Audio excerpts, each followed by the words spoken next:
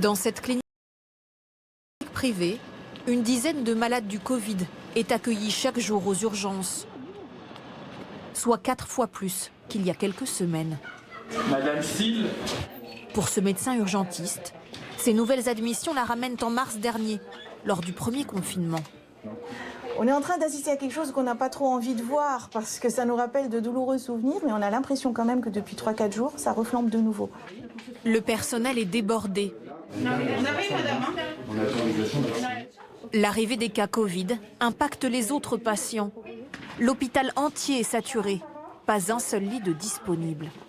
On a ce soir 5 ou 6 patients, je crois, qui sont à l'heure où je vous parle, sur des brancards et pour lesquels on attend des lits en hospitalisation sur d'autres structures, où on n'est pas capable de trouver à cette heure-ci une structure d'accueil pour les hospitaliser.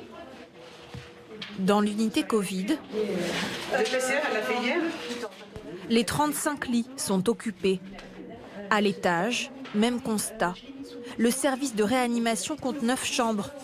L'une d'elles vient tout juste de se libérer, mais déjà, une infirmière la prépare. Un nouveau patient arrive. Khaled a 51 ans. Il souffre de diabète et d'hypertension.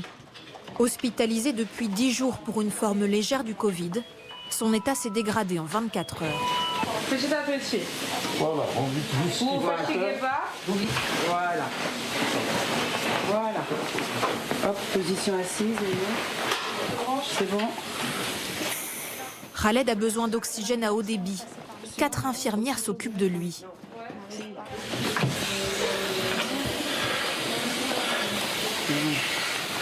Voilà, prenez des belles inspirations. Voilà, prenez des inspirations par le nez, on va ralentir la température.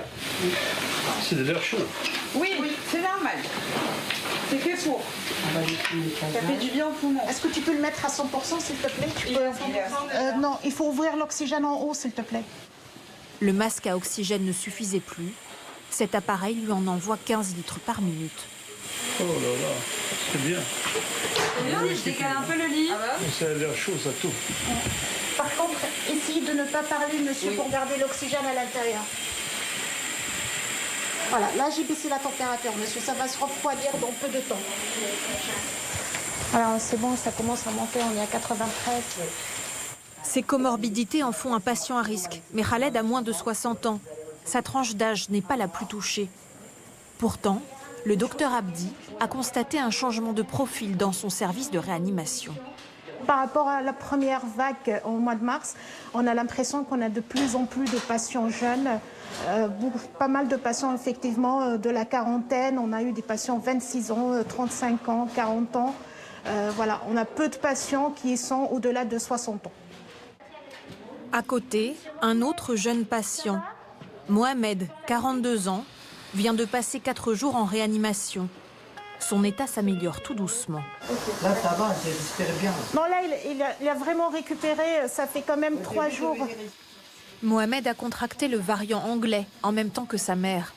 À 65 ans, elle est hospitalisée dans la chambre voisine, dans un état critique. Je l'ai autorisé à voir sa maman à son arrivée pour lui expliquer les choses, l'évolution de la maladie, les traitements qu'on va mettre en route et en place. Pour lui, il a bien compris que sa maman a consulté un peu tardivement parce que quand à son arrivée, il fallait tout de suite l'intuber. Ici, le variant britannique s'est transmis dans le cercle familial. Bon appétit, je vous laisse le store? Ok. Un cas qui n'a rien de surprenant pour le docteur Abdi. Par rapport aux variants, ça c'est ma constatation personnelle. Donc la contamination, elle se fait elle est rapide, mais les formes qui consultent très tôt, ils évoluent bien. Mais ceux qui consultent tardivement relèvent rapidement ils ont plus de complications. Dans cet établissement, les tests positifs au Covid ont révélé 22% de variants anglais et 6% de variants sud-africains et brésiliens.